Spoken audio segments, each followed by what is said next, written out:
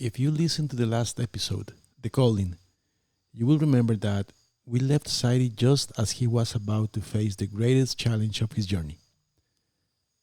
After entering the mouth of the serpent and living through his first experiences, he began to realize that the greatest obstacle had never been outside of him, but within. If this is your first time listening to this story, I encourage you to begin with The Calling. The journey will be far more meaningful if you experience it from the very beginning. And just as I asked you before, I would like to invite you to do one simple thing once again. Allow yourself to imagine. If you can, close your eyes. Listen to every sound, every footstep, every moment of silence. Imagine the mountain, the trails, the rain, the trees, and every character you're about to meet. Imagination has the power to take us to places where words alone cannot. Because this story is not meant to be heard only with your ears. It's meant to be experienced. So whenever you're ready, let's continue Sayri's journey.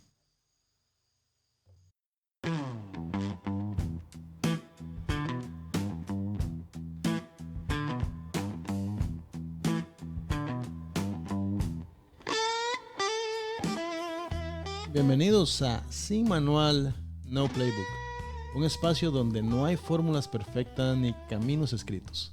Aquí hablamos de la vida como es, con dudas, con errores, con momentos de claridad y otros donde estamos en el medio tratando de entender que sí. Este no es un podcast para decirte qué hacer, es un espacio para cuestionar, sentir y quizás encontrar tu propia respuesta, porque al final de cuentas nadie nos dio un manual y aún así seguimos avanzando.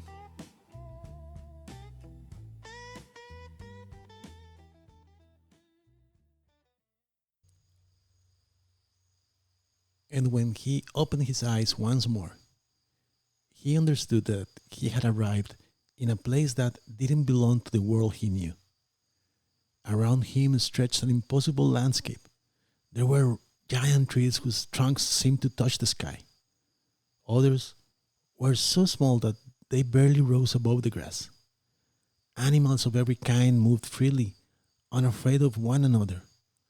Unknown birds soared overhead, and in the distance he could hear the sound of water flowing over stone. But that was not the strangest part. The strangest part was the feeling of belonging to everything. Sayri still felt like himself, and yet at the same time he felt that he belonged to something infinitely greater. He could understand the beings around him without the need for words. There was no need to speak. There was no need to explain.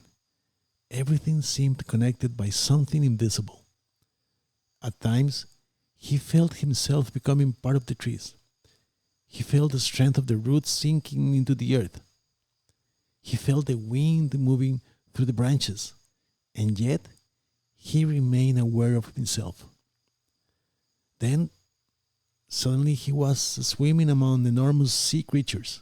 Dolphins, whales, and fish crossed the depths beside him, and somehow, an instant later, he found himself soaring among giant birds, letting the wind carry him. And then he was running once again across the earth, alongside deers, coatis, ocelots, and other animals. Everything was happening at once. Everything seemed to be part of the same melody. There were sounds everywhere. The songs of birds, the murmur of water, the movement of the trees, the distant calls of animals. But it was no chaos. It was music. A vast melody that united all things. And above that impossible world, even the light seemed to obey different laws. At times, Sayri felt the warmth of the sun on his skin. Moments later, the moon would appear above the treetops, illuminating everything with a serene glow. It was not an abrupt change, nor the succession of days and nights. It was though both existed at the same time, alternating in a silent dance. Shadows emerged and disappeared.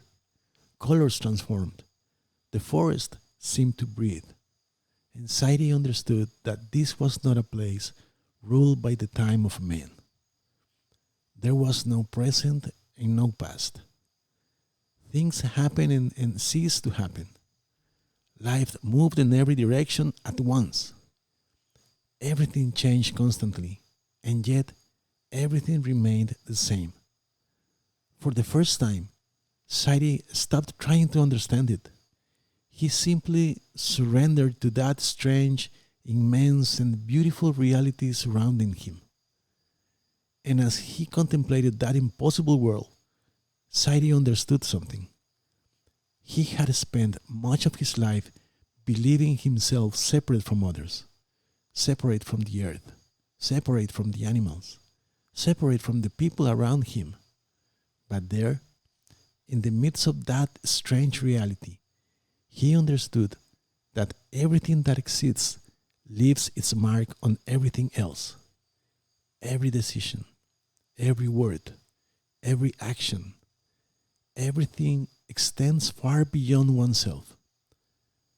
For the first time since entering the mouth of the serpent, he stopped thinking about who he had been and who he would become.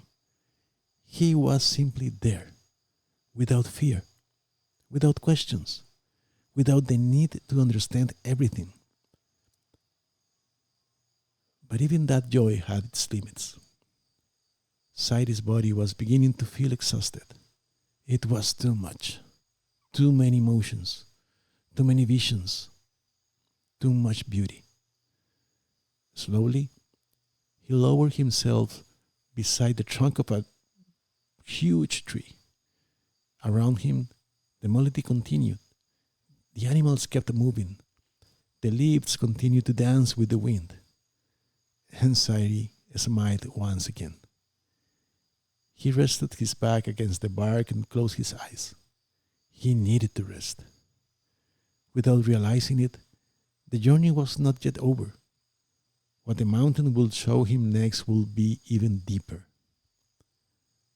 Sayri closed his eyes, leaning against the tree. The music of that impossible world continued around him. The songs of the birds, the murmur of water, and the voices of beings he didn't know blended into a single melody. He didn't know how much time had passed. Perhaps it had been hours, perhaps days. But when he opened his eyes again, something was different. For the first time since entering the mouth of the serpent, it was not the mountain speaking to him.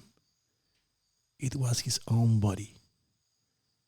At first, Sayri thought he was dreaming, but he was not. He could feel every part of himself awakening and moving with a will of its own. And then he heard a voice rising from within him. A calm voice, a familiar voice. It was his body. The first thing it did was thank him. It thanked him for taking care of it and for preparing it for that journey. Sayri listened in silence. Then that voice began to show him things he had never understood. It showed him that the right side of his body represented the force that kept him connected to the earth. It was the side that protected, the side that fought, the side he had always known. But the left side was different. It was the part that connected him to what could not be seen, the part that allowed him to feel, the part that allowed him to love, the part that allowed him to find peace. And then he understood something. He was not in balance. He had devoted his entire life to protection, conquest, and battle. Everything had been strength. Everything had been resistance. And without realizing it, he had abandoned the part of himself that knew how to enjoy life. The part that knew how to rest. The part that could contemplate life without the need to conquer it. Before him, his own hands began to move. They turned around one another as if they were dancing, as if they were trying to find each other again after many years apart. Sayri watched that dance in silence. He understood that life needed balance, that not everything was war, that not everything was protection, that not everything was work. There was also room for calm, for joy, for things that could not be explained with words. For a long time, his body continued to move on its own while his mind simply observed, and little by little, he regained control. That was when he sensed a presence to his right. Turning his head, he recognized the figure of an old man. He knew him immediately. The man held in his hands the very thing that had ended his life many years earlier. But his face didn't convey fear. It conveyed sadness and something else. It conveyed weariness. The old man looked at Sayri and asked about the family. He asked how his loved ones were doing. They spoke for a moment that Sayri could not measure, until finally the old man lowered his eyes. I need you to forgive me. At first, Sayri didn't understand why he had to be the one to do so. But as he looked into the tired face of the man before him, he understood something deeper. Those words were not meant only for him. They were spoken for everything Sayri represented, to the blood they share, to the family left behind, to the children, the grandchildren, and all those who had been forced to learn to live with the emptiness of his absence. He understood that some wounds don't end with a single life. They remain in silence, passing through entire generations, inhabiting the memory of those who stay behind. Then, with the serenity the mountain was beginning to teach him, Sayri stepped forward. It is all right, he whispered. I forgive you in the name of all those who loved you and carried on despite your absence. And as he spoke those words, he felt that he was not only setting that man free, he was also freeing something within himself. The old man raised his eyes. For the first time he smiled. A light slowly began to surround him, and without another word, he just disappeared. Sayri remained emotionless. He didn't fully understand what had just happened, but he felt that something had been released, as if an ancient burden had finally found rest. And then everything changed once again. Images began to unfold one after another. At times he was a man laboring beneath the sun, lifting huge stones. At times he walked through unfamiliar villages. Then he saw himself living lives he could not tell whether they belonged to him or were merely memories of something much older. Faces changed, the ages changed, but the feeling was always the same, as though he had walked that path many times before. Until suddenly, everything stopped. Sayri stood atop a great pyramid. Before him, bathed in light, stood the figure of a woman. He could not make out her face, he could only feel her presence. At her feet, hundreds of people watched in silence. For a moment he thought they admired him, but he soon understood that this was not the case. They were not there for Sayri. They were not there for the shaman he had become within that vision. All of them directed their attention towards something far greater. He was not the center. He was not the chosen one. He was not a king. He was merely a bridge, an instrument, someone fulfilling a role within something infinitely larger. When the ceremony ended, he descended the pyramid and stayed with the people. The village returned to life. Children ran. The elders spoke among themselves. People shared whatever they had. One man took fruit from another's tree and before leaving, left behind part of his own harvest. No one accumulated more than they needed. No one took what belonged to everyone. Each person received what they needed and gave something in return. And Sayri watched all of this in silence. For the first time, he understood what it meant to live in community. He understood respect for the earth. He understood the value of sharing. He understood that wealth didn't lie in possessing more, but in making sure there was enough for everyone. In the distance, huge clouds gathered above the village.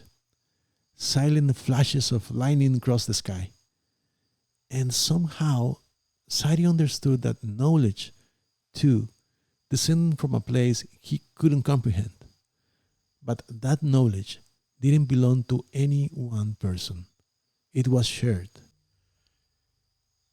Just as food was shared, just as labor was shared, just as life was shared. Later, he left the village and sat before a small hut. From there, he watched people laughing, talking, and helping one another. And then, the jaguar appeared once more. Sayri felt the calm and joy of someone seeing an old friend again. The jaguar sat beside him. It didn't say a single word. There was no need. The two remained in silence, watching the scene unfold before them. And that was when something inside Sayri broke. He didn't understand why, but tears began to fall, slowly at first, then without control. He cried as he had never cried before. He cried for the people. He cried for himself. He cried as he wondered when men had forgotten how to live together, when they had stopped sharing, when they had traded community for loneliness. He had always been strong. He had always been the warrior. He had always been the man who never broke. But that night, sitting beside the jaguar, he understood that there was a part of him that needed to empty itself completely before the journey could continue. The jaguar remained beside him the entire time, without interrupting him, without offering answers, simply just with him, until night fell over the village. Then the animal slowly rose, looked at him, and spoke for the first time in many hours. "Rest, brother." Sayri looked up. The jaguar gazed toward the horizon and added, "Tomorrow, a long journey awaits us." And Sayri closed his eyes. The exhaustion of the past few days weighed heavily on his body, but his mind continued to wander through the paths the mountain had revealed to him. As he slept, the visions returned, one after another. He heard the jaguar's teachings once more. He saw the serpent again. He beheld once more the joy of the people, the hands sharing food, and the voices that seemed to rise from the earth itself. But this time, the memories didn't appear as simple visions. Each experience seemed to carry a different lesson. He remembered the question that had accompanied him since the beginning of his journey: am I good nourishment? And he understood that it was not only about what one leaves behind after death, but also about what one offers each day: words, silences, examples, and the way one treats those around them. He remembered his death inside the serpent and understood that men often spend their lives clinging to what they believe they possess, never realizing that sooner or later everything must be released. He remembered the jaguar and its teachings and began to wonder how many times he had mistaken living for conquering, advancing, or accumulating, forgetting to stop and contemplate a sunrise, share a meal, or simply enjoy the company of others. He also remembered the village, the people sharing what they had without expecting anything in return. And he felt a quiet sadness as he thought about how far the world had drifted from that way of life. For the first time, Sayri allowed himself to imagine that true wisdom didn't consist in having all the answers, but in learning how to ask the right questions. It was as though the mountain were still speaking to him through his dreams, allowing him to relive experiences that he had not yet fully understood. And little by little, he surrendered to sleep. As the sounds of the jungle awakening filled the air, Sayri opened his eyes. For a moment he believed he was still dreaming. But something had changed. The village was gone. The huts were gone. The laughter of children and the conversations around the fire had vanished. The jaguar was gone as well. There was nothing, only silence. It was then that he understood that the mouth of the serpent had not yet finished speaking to him. He slowly rose and began to walk.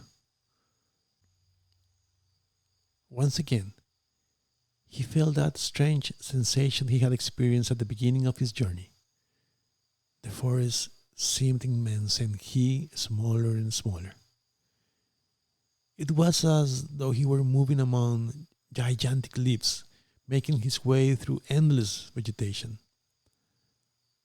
But this time, he was not alone. A few steps ahead of him, he found the jaguar waiting at the end of the path.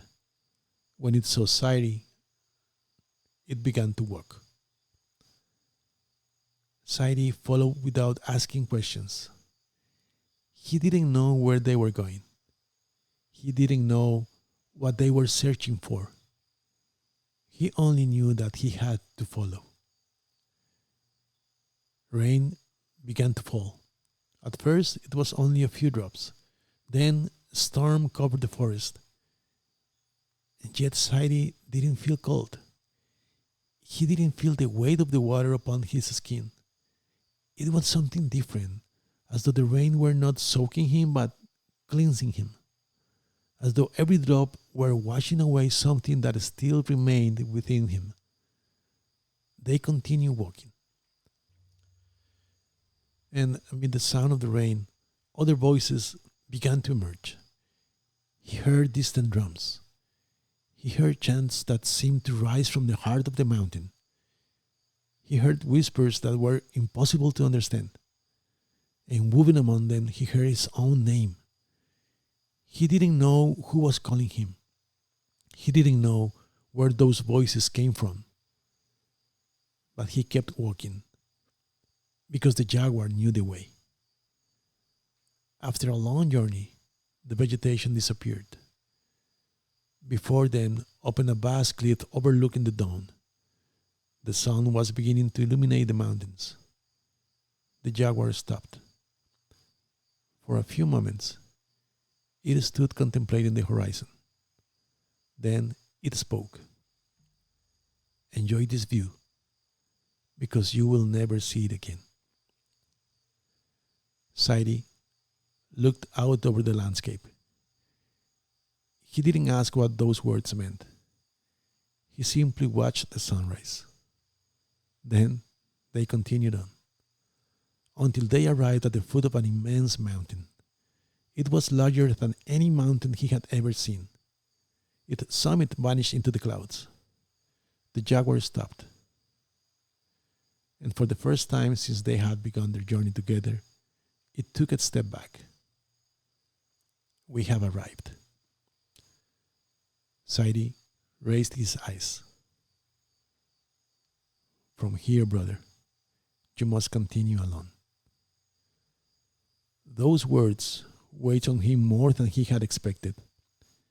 He looked at the companion who had walked beside him since his rebirth. And almost without thinking, he said, I want to see you again. The jaguar looked at him and replied, you will discover how to find me again. Sayri nodded slowly. Then, before them, a door appeared, and an old woman came out to greet him. She wore a brown veil over her head. Her face radiated a peace impossible to describe. And when she smiled, Sayri felt something strange. It was not the smile of a stranger. It was the smile of someone who seemed to have been waiting for him all his life. The old woman extended her hand and invited him inside. Sayri crossed the threshold. Darkness enveloped him at once. He could not even see his own hands. It was a darkness deeper than the night, deeper than the cave through which he had entered on the first day. And yet he knew where to walk. He knew that the old woman was still beside him. They walked together for a length of time impossible to measure, until Sayri felt something. A presence. He couldn't see it, but he could feel it. It was immense. It seemed to fill the entire mountain, the entire darkness, the entire space. It was a force so vast that it was impossible to describe. He didn't know whether that presence absorbed everything around it, or, on the contrary, whether it was the source from which all things were born. He only knew that it was there. Then he heard the old woman's voice. Now at last, ask the questions you brought with you. Sayri remained silent. He had crossed the mountain in search of answers. But suddenly he understood that many of them had already come. He had asked whether he was in the right place and what his mission was. And the mountain had shown him that what mattered was not how much he conquered, but what kind of nourishment he will leave behind for others. He had asked what death was, and he had died inside the serpent, only to be reborn beside the jaguar. He had learned that living well was the only way to die well. Only one question remained. The most important, the most difficult. The question he had carried with him long before entering the mouth of the serpent. Sayri raised his eyes toward that immense presence. And though he felt that he already knew part of the answer, he asked, "What is your name?" Silence filled the mountain. And then the presence answered, "What importance is there in my name?" Sayri remained silent. The voice continued, "Men have given me many names. Every people has tried to name me. Every generation has sought to understand me. But the name has never been what matters. The mountain seemed to breathe, and the voice continued speaking. What use are offerings and sacrifices if you forget to respect creation? What use is it to raise altars if you are incapable of loving those who walk beside you? Don't seek the sacred far from yourself. It is in the earth beneath your feet. It is in the animals. It is in the trees. It is in people. It is in what you build and also in what you destroy. Sayri felt every word pierce through everything he had believed he knew, and he understood something he had never understood before. It was not about fearing punishment. It was not about doing good in the hope of receiving a reward. It was about living with respect, about caring for what one has been given, about understanding that every living being is part of something far greater. The voice spoke one final time. You will not find me by lifting your gaze to the heavens. You will find me when you realize that I have always been with you. And Sayri understood. He understood that what he had sought throughout his entire life was not far away. It was not hidden. It didn't belong to a single people or a single tradition. It lived in all things. And for the first time since he had begun his journey, he completely stopped searching for answers. Because he understood that some truth cannot be explained. They can only be lived. Silence once again filled the mountain. Sayri felt no sadness, nor did he feel fear. On the contrary, for the first time since entering the mouth of the serpent, he understood that his journey had come to an end. Not because he had found every answer, but because he no longer needed them. He remained for a moment longer before that immense presence, trying to preserve in his memory that feeling he couldn't explain. He felt peace, a deep, serene peace unlike anything he had ever known. Then he felt a hand upon his shoulder. It was the old woman. She had not spoken a single word since they had entered the mountain, but her gaze conveyed everything Sayri needed to understand. She smiled. She took his hand and began to walk. Together, they crossed the darkness for a span of time that Sayri could not measure. He no longer heard drums. He no longer heard voices. Only the echo of his own footsteps. Little by little, the darkness began to fade. The old woman stopped. Before them, the huge leaves of the mountain appeared once again. She looked at him one last time. There was no need for a farewell. Sayri felt that somehow they would meet again. The old woman released his hand and pointed down the path.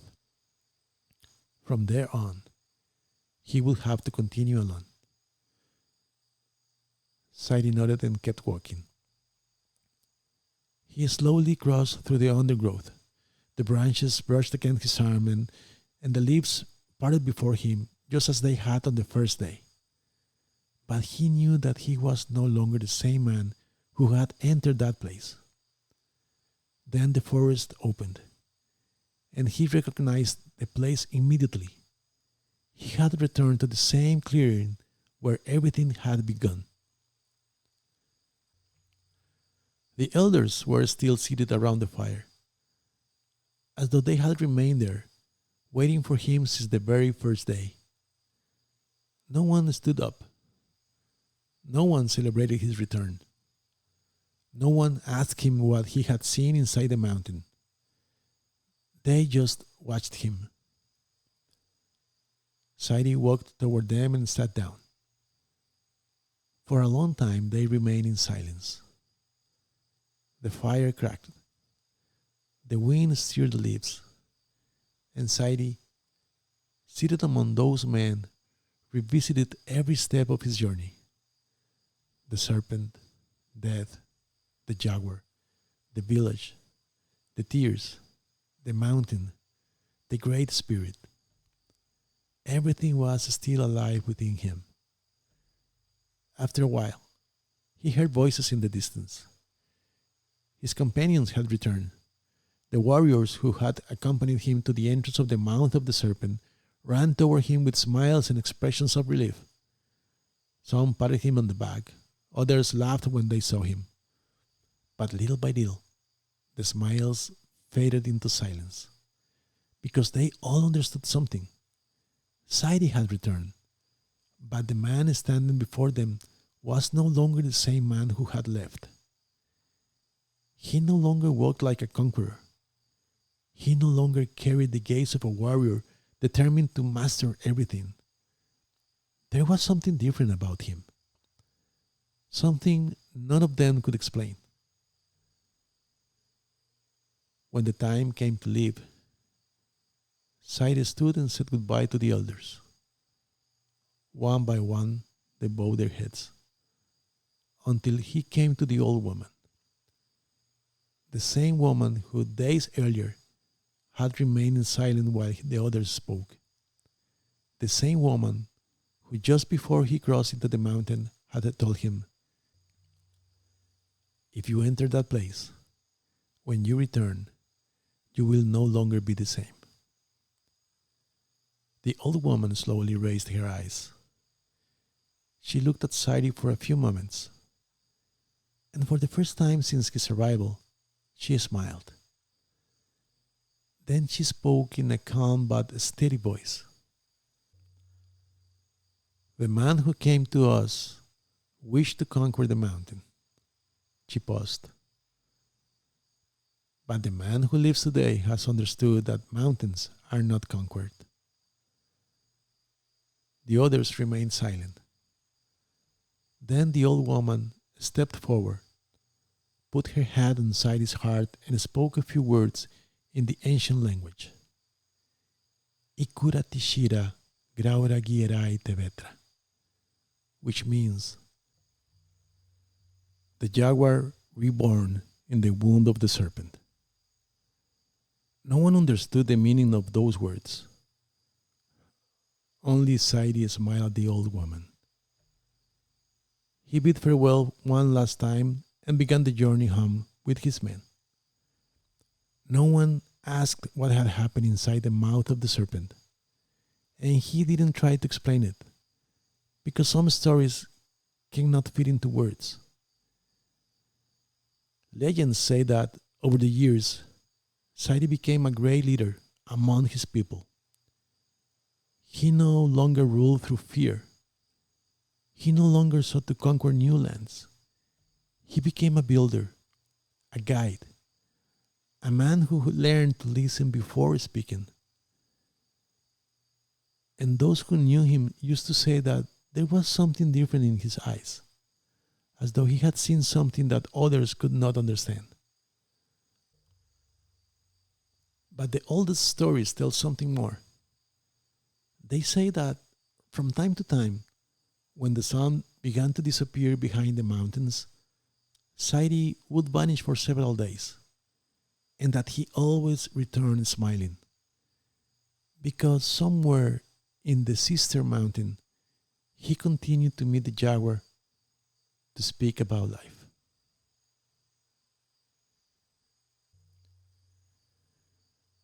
And so, Sayri's story comes to an end.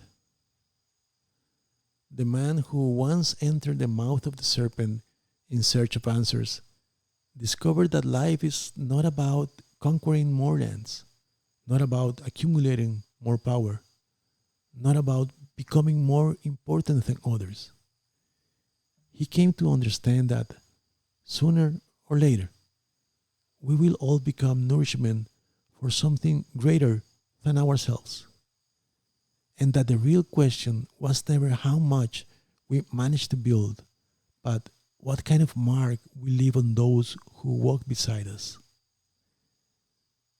He learned that living well doesn't mean giving up on our dreams, but remembering that no dream has meaning if we forget to appreciate the journey, that strength loses its purpose if it is not accompanied by compassion, that knowledge loses its value if it is not shared, and that true greatness doesn't come from standing above others, but from understanding that we are all part of the same story. He also understood that what gives meaning to life is not reserved for a chosen few, nor does it belong to a single tradition, nor does it dwell only in temples or mountains. It is found in the earth beneath our feet, in the trees, in the animals, in the people we love, and also in those we have yet to understand. It is present in what we create and in what we destroyed. In every word, in every decision, and in the way we choose to walk through this world. Because living fully is not about waiting for rewards, nor acting out of fear. It is about learning to care for what we have been given, and remembering that we are all part of something far greater than ourselves. Perhaps we all carry our own questions within us. Perhaps we all have a mountain we are afraid to cross and a part of ourselves that needs to be transformed so that we can keep moving forward. And perhaps we may listen in the future another story from Sayri. So, if you made it this far, thank you very much. Thank you for giving me your time. And thank you too for taking some time for yourself.